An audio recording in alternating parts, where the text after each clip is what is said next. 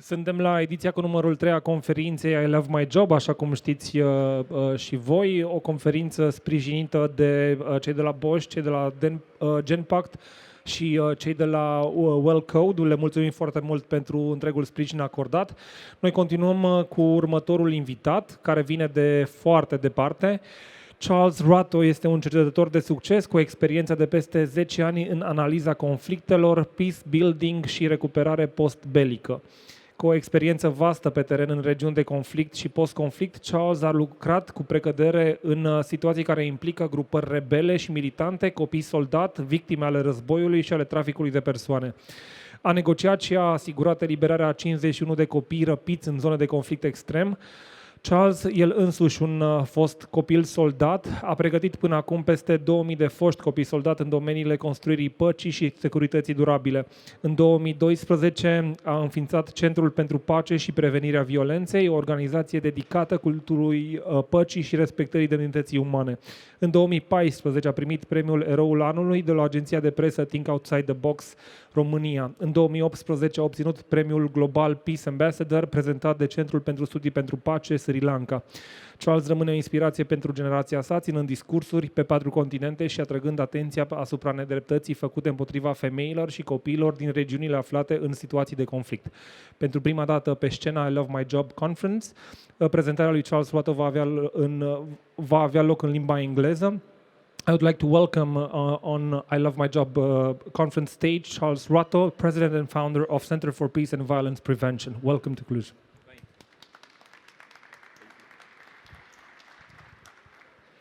Thank you. It's a pleasure to be here to share with you for the next few minutes. I will be talking to you about the attitudes that make a difference. Every decision we take in life, every situation we find ourselves in, we can change based on our attitude, or we can remain within those situations based on the way we perceive them. When I first came to this country, and even up to now, a lot of people always walk up to me and ask me, why did you come to Romania? And I thought that was a fair question because people wanted to know why I came here. And I always used to tell them why I came here. And then as people kept asking me, and I started to ask myself, it seems everybody in this country are security officers. This is a private question. You really want to know. Over time, I realized that it's two things. Either one, they want to really know why I came here, and two, these people don't seem to believe in themselves. Now, before people like us come here to study, we may have already checked a lot of information about this country, and that's something I did. I checked about the level of education, I checked about the religion, I checked about many things, and it suited me, and that's why I convinced my family to come here. But then when I came here over time, I realized that most of the people here tend really not to believe in themselves, rather do they even believe in their nations. And so I started to go through this, and partially, the text changes of my presentation. The text changes. Ooh. Could we have the PDF version? Thank you. So today I'll be talking about how our attitudes can impact our lives very greatly. It's very important that you take this seriously. You could be in a situation, in a relationship, or in an emotional state, thinking that this end of the world for you, but it's not, because you are stronger than what you think you are. All you have to do is a little bit of a change in attitude. The texts change by themselves. I don't know whatever happened. I can even barely read them. But no one can excel beyond. Good. I need that for them. So one of the things we have to realize is that attitude is a product of belief. What you believe about yourself is what you're going to project to others. So until you really look into yourself and truly talk to yourself, your impact within your own life is going to be very limited, and your impact on your nation or your generation is going to be very limited, because you failed, first of all, to believe in yourself. What you think of yourself is what other people think about you. what other people tell you, what other people think they believe you are, and probably you tend to hold that to yourself and believe that, and that can have an impact on your decision. Practically speaking, the difference between the guy you would consider to be not so attractive and the guy who is attractive, both of them going towards the same girl. The guy who is not so attractive might have an attitude that is positive, believing in himself, and the guy who is very attractive, from our point of view, may lack the self-confidence, and his attitude puts him down, and the one who is not too good-looking in our eyes is able to marry a good wife, beautiful wife, or beautiful girlfriend. It's a difference in attitude. Now you have to understand, the secret for anyone to rise to the top lies within their belief system.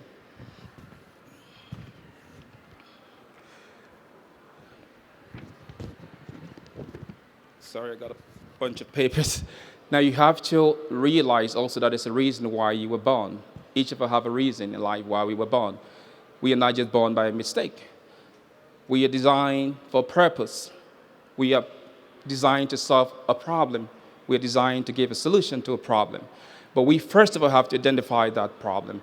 And that is the most difficult one, identifying your purpose in life. Don't do every other thing because someone else is doing that. Identify yourself. What is unique about you? What is it you want to do? What changes you want to make? Where are the areas you want to excel in life? You have to ask yourself those tough questions. And when you identify them, you start to ask yourself, what is it I need to get where I want to get to? It is not going to happen overnight. It is not going to happen without hard work. It is not going to happen with the same mentality. You have to change your mentality if you want to have a desired result. So I'll keep these here. I'll take them one by one. So, oh, we got it back.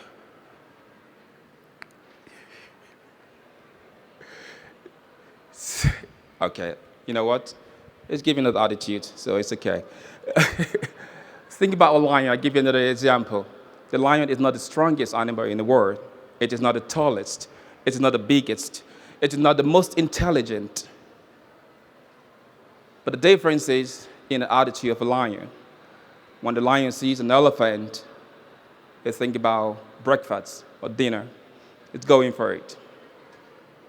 It doesn't sit there and think, this elephant is bigger than me, or this tiger is stronger than me. The difference is within an attitude of a lion. And this is why we tend to consider the lion to be the king of the jungle. But in reality, they are stronger animals than the lion. The ants carry something 3 times heavier than its weight. The elephant is a giant, but it can be bullied by a lion. The difference is the attitude. I see Romanians as one of the most intelligent people in the world, and I've spoken in 4 continents around the world, and I'm not trying to flatter you. But I also see that sometimes you really look down on yourselves. You tend to believe sometimes that you got nothing that the rest of the world has, or probably the rest of the developed world has. And such mindsets sometimes try to bring some people within this nation down. A great nation is built by its people. You are the nation. Romania is just a name. If you give up on it, what do you think I'm going to do with it? Or people like me who came here for different purposes. You are the nation. You can make it great, or you can make it weaker. It's all up to you. The mindset about how you perceive life has to change. UNICEF estimates 300,000 people around the world, young people around the world, are involved in armed groups. Either they are captured by force to fight, or either they join the groups because of some other reasons. Child Soldier International estimates that that number has gone up to 159%. But even at that, all of those figures are very small. That is because the child who is captured to fight war today could die the same day, and nobody has time to calculate or to give an estimate. Our entire battalion can be dismantled in a few hours, and the UN isn't there to calculate. So there are a lot of people dying in these wars that we don't have the statistics for them. I have had the privilege to work with many young people in these kind of situations.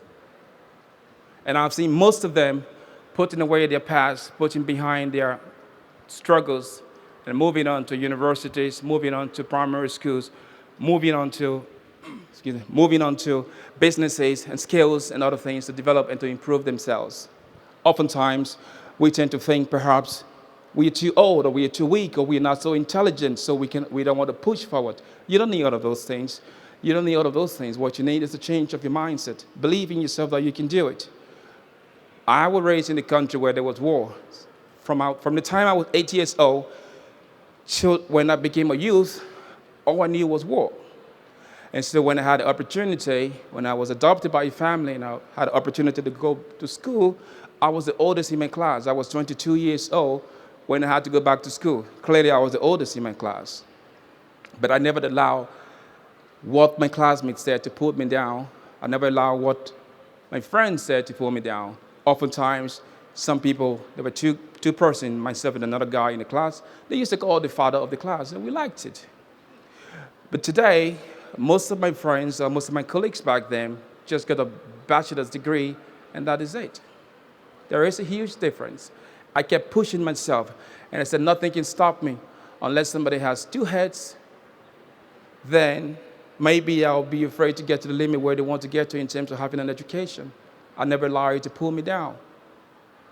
So you have to think about these things from the point of view of what is the difference between my sister and I? What is the difference between my brother and I? They have their calling, or my colleague, or my friend, or my boyfriend. Your boyfriend, your husband, your wife, they have their calling. There is a reason why they are made. Once they identify that purpose, don't pull them down. Identify yours. Separate love from reality. Don't push somebody to go for coffee simply because you feel like the person is your husband or your wife when the person have to follow their calling. Don't bring them down. Support them. Push them forward. And vice versa. Let the person also support you. What happens tomorrow if the person isn't there? What are you going to do? Now, when I was a child, many years back, I was captured by my tribe members. It doesn't usually happen.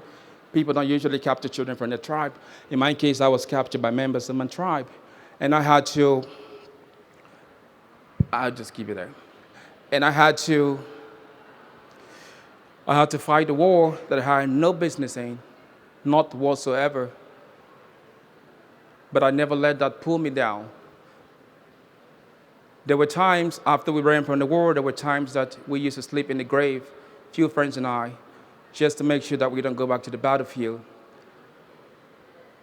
But today, when I look back on those days, I'm happy that those things happened to me, despite the horrors, because it set me on my path. It helped me to identify my path. Probably if I did not go through those experiences, I could not have been doing what I'm doing now. So look into the good. Look for the good into every situation you find yourself, whether it's a good situation or a bad situation, especially the bad ones, look for the good in it. It happened for a reason. Don't just give up. Don't just turn your back because something bad happened to you. If you give up, you're not giving up on anyone. You're giving up on yourself. And that is something you have to remember.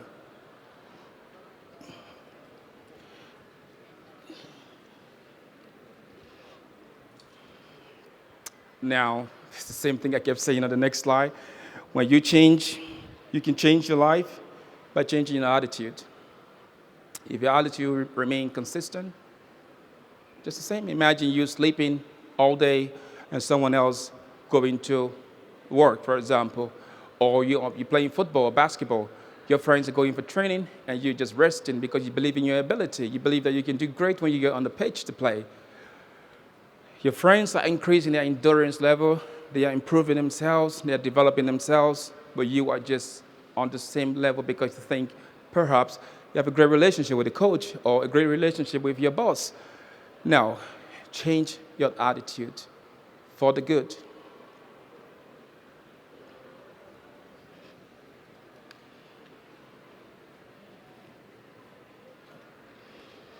Now, do not give less and expect more.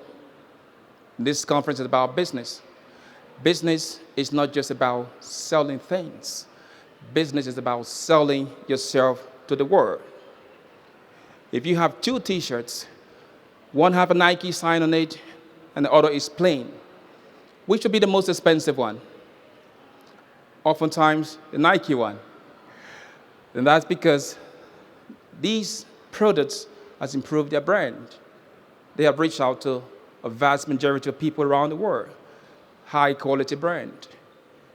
So sometimes, even if it's not good enough, if it's produced with a substandard material from whichever country, we tend to be attracted to that just because of the brand on it. Now, I stated earlier, don't give less and expect more. You might go to work late and expect your boss to promote you a year or two after. Or you might go to work, if you work from 9 in the morning to 5 in the evening, and you do that for 1 year or 2 years, you expect your boss to promote you. What you have done, actually, is what is required within the scheme of the work. So you haven't done anything extra. You just did what you're paid to do. But if your work starts at 9 o'clock and you're there at 8:30, and you leave maybe at 5:30, you've done something extra. You put in extra time. So your attitude towards your needs and your desires should be proportional to what you expect from others. You can't, for no reason, have a sense of ownership to something having worked hard for. You can expect to have good grades in school if you didn't study hard. Or maybe you have a great brain to remember things, but that also requires some extra energy, hard work to remember those things you read. As I get closer to my presentation, I got a few more slides left. Now, think like a customer as an employee. As an employee, you have a unique advantage. You are much closer to the customers than your boss. You deal with the customer on a daily basis. And this is a simple example here. As you move around, there is a slim chance that you're going to meet any of the CEOs here. You have their representatives here. And most of us are here to search for a job. So you're much closer to the customer than your boss. And you have to think about it from the point of view of a customer. The customer oftentimes do not care if you have eaten, if you're angry, if you're sick. They just want to buy something from you. Sometimes, some customers may have been having a bad day, and all they need from you is a smile or a greeting. Now, if you sit in the shop and act as if you are so angry, and someone tell you, good morning, good afternoon, and you just keep the same face, and you expect that person to come back to the shop next time, it's going to be very difficult. I'll give you an example. There is a shop I like to go and buy things from. There's an old man there. The only reason I go to that shop every day is because when I say hello to him, he says hello back. When I'm going, I'm rushing out, I say goodbye, he tells me goodbye. Now, he speaks English. I speak English, he speaks Romanian. But I perfectly understand what he's telling me, and he perfectly understands I'm greeting him. And I belong to a community. I belong to the African community.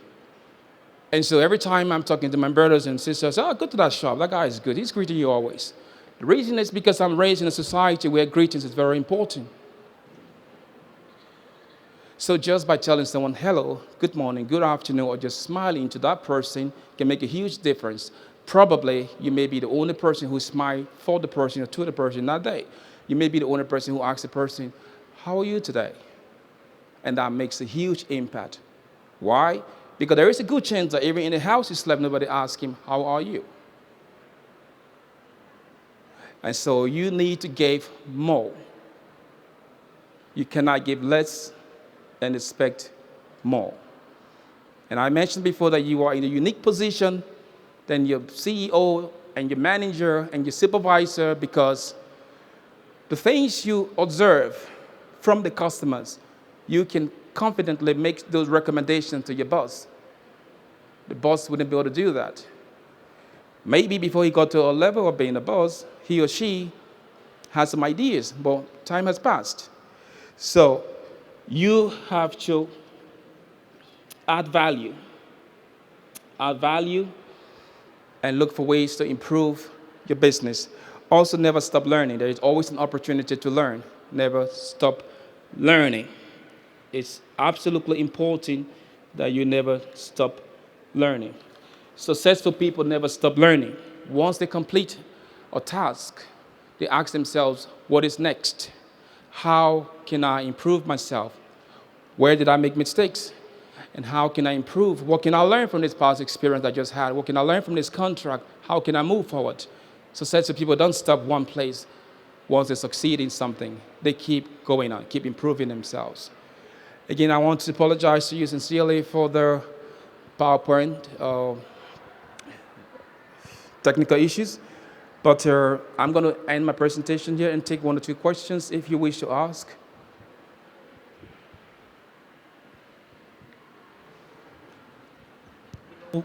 Din nou, dacă sunt întrebări în public, mâna sus și vin eu către voi cu microfonul dacă sunt curiozități. Dacă nu, tirul întrebărilor începe la mine ca de obicei. Okay, Charles. You mentioned the fact that every people is the same in the fact that we are all people. Some of us are better doing stuff, others are less prepared in doing stuff. But in terms of a nation, a people, you mentioned that we are all the same. We're just people, like Romanians, Germans, Africans, Americans. We're just people. And you also mentioned that you sensed here